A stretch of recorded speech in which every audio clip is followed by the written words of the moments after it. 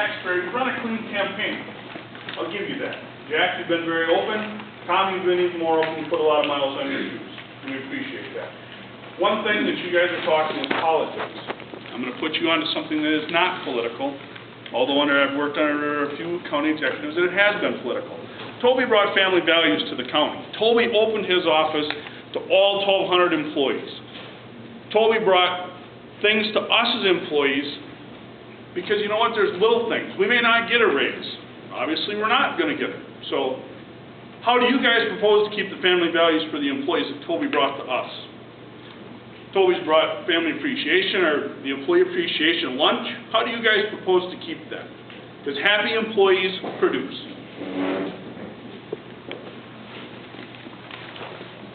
Thank you.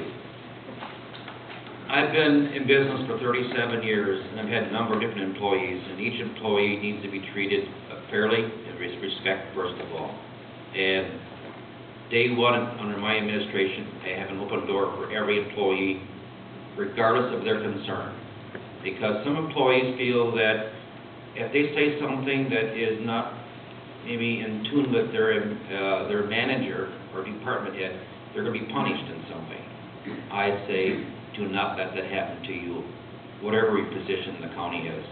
This door is open and willing to hear your complaint or criticism, as well as ideas about better government in this county. And I think it starts with the work that's been performed. If you find ways to improve the quality of your service to the county taxpayer, I want to know about it without any type of redress by your department head.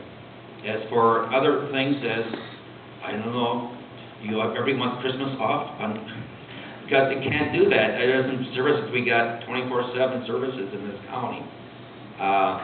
Certainly, I will be doing other things in the community as well. I'm big about education. I want to make certain our employees are well educated and have opportunities to go on to continuing education, because the better educated staff we have in the county, the better service we'll have and better performance as a product that we provide for the citizens. My wife's been a teacher for 39 years, I've mentioned to you. As state treasurer of Wisconsin, I had a higher education day in Wisconsin. I want to make certain our kids in this community get a good education. I want to encourage them to go on to higher education. We need a higher education day in this county. I also like to see our kids also continue with some type of program if they are needy.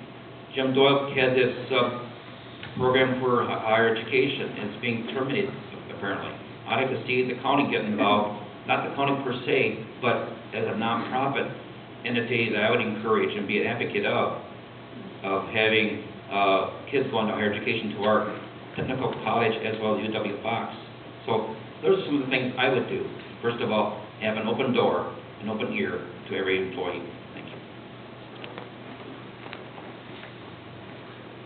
I think the next county executive has an incredible leadership opportunity, particularly where it comes to employee relations generally, but also the labor management perspective, given what's happened in Madison. I think we are going to get through these budget difficulties and constraints if we're going to continue to have a productive workforce. We have to, the next county executive has to foster a good working partnership, not just between the county executive and his department head, but all employees.